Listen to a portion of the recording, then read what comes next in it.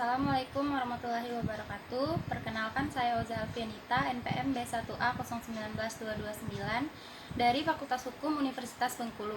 Sini saya akan menjelaskan hukum internasional tentang mengenai cara memperoleh suatu wilayah negara. Salah satu unsur esensial dari negara adalah wilayah tertentu dalam mana berlaku hukum negara itu. Dalam batas-batas wilayah, kekuasaan tertinggi berada dalam tangan negara. Inilah konsep kedaulatan teritorial yang bahwa dalam wilayah itu, negara menjalankan yurisdiksi atas orang dan benda. Dalam hukum internasional, perolehan dan hilangnya wilayah negara akan menimbulkan dampak terhadap kedaulatan negara atas wilayah itu. Oleh karena itu, hukum internasional tidak hanya mengatur perolehan atau hilangnya wilayah negara itu, tetapi yang lebih penting adalah dampak hukum terhadap kedaulatan negara dan penduduk yang tinggal di wilayah tersebut. Hukum internasional juga mengenal adanya wilayah yang tidak berada di bawah kedaulatan negara maupun yang dikenal sebagai terra nullius. Ada wilayah yang tidak dapat ditundukkan pada kedaulatan negara manapun yang disebut res communis, seperti misalnya laut lepas, kawasan dasar laut samudra dalam atau international seabed area, dan ruang angkasa atau outer space. Menurut hukum internasional, suatu negara dapat memperoleh wilayah daratan menggunakan cara-cara yaitu akresi, kesi, okupasi, preskripsi, dan perolehan wilayah secara paksa yang biasa berupa aneksasi. Yang pertama adalah akresi.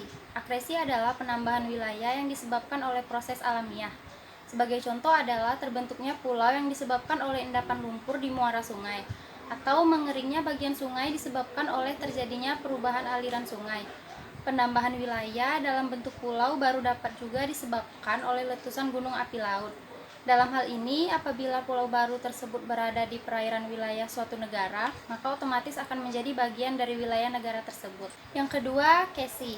Salah satu cara yang banyak digunakan untuk perolehan tambahan wilayah adalah dengan cara kesi. Dasar pemikiran yang melandasi kesi adalah bahwa penyerahan suatu wilayah atau bagian wilayah adalah hak yang melekat pada kedaulatan negara. Kesi merupakan cara penyerahan wilayah secara damai yang biasanya dilakukan melalui suatu perjanjian perdamaian yang mengakhiri perang. Yang ketiga, okupasi. Okupasi menunjukkan adanya penguasaan terhadap suatu wilayah yang tidak berada di bawah kedaulatan negara manapun, yang dapat berupa suatu terra nullius yang baru ditemukan. Penguasaan tersebut harus dilakukan oleh negara dan bukan oleh orang perorangan. Secara efektif dan harus terbukti adanya kehendak untuk menjadikan wilayah tersebut sebagai bagian dari kedaulatan negara itu harus ditunjukkan misalnya dengan suatu tindakan simbolis yang menunjukkan adanya penguasaan terhadap wilayah tersebut. Misalnya dengan pemancangan bendera atau melalui suatu proklamasi. Penemuan saja tidak cukup kuat untuk menunjukkan kedaulatan negara, karena hal ini dianggap hanya memiliki dampak sebagai suatu pengumuman. Agar penemuan itu memiliki arti yuridis, harus dilengkapi dengan penguasaan secara efektif untuk suatu jangka waktu tertentu. Yang keempat, preskripsi.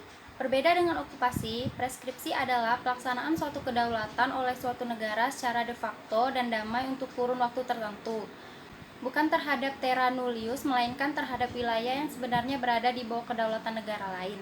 Persamaan negara okupasi adalah bahwa pelaksanaan kedaulatan tersebut harus dilakukan oleh negara atau a titre de sovereign dan bukan usaha dari orang perorangan yang tidak ada kaitannya dengan klaim kedaulatan negara yang dimaksud. Yang kelima, aneksasi. Aneksasi adalah cara peroleh wilayah secara paksa berdasarkan pada dua kondisi sebagai berikut. Yang pertama, wilayah yang dianeksasi telah dikuasai oleh negara yang menganeksasinya. Yang kedua, pada waktu suatu negara mengumumkan kehendaknya untuk menganeksasi suatu wilayah, wilayah tersebut telah benar-benar berada di bawah penguasaan negara tersebut. Menurut saya, cara-cara penambahan wilayah dengan cara di atas sudah jarang terjadi. Akan tetapi masih ada yang melakukannya, seperti halnya Israel yang merebut wilayah Palestina secara paksa. Hal ini memang tidak dibenarkan oleh masyarakat dunia, khususnya oleh negara-negara lain. Konflik yang terjadi antara Israel dan Palestina termasuk konflik yang paling rumit di Timur Tengah. Setelah bangsa Israel berdiri sebagai sebuah negara di tanah Palestina pada tanggal 14 Mei 1948, sejak itu timbul ketegangan di kawasan Timur Tengah. Berawal dari Israel yang memperlihatkan sikap konfrontasinya dalam memperebutkan wilayah Palestina untuk dijadikan wilayah kedaulatan negaranya. Israel dan Palestina sama-sama mengklaim bahwa mereka memiliki hak atas wilayah yang mereka tempati. Selain itu, contoh lain terjadi di Indonesia yang berebut wilayah dengan Malaysia yang dimenangkan oleh Malaysia. Perebutan wilayah memang merupakan polemik dalam kehidupan politik dunia. Baiklah, itu saja yang dapat saya sampaikan untuk cara memperoleh suatu wilayah negara. Saya akhiri, wassalamualaikum warahmatullahi wabarakatuh.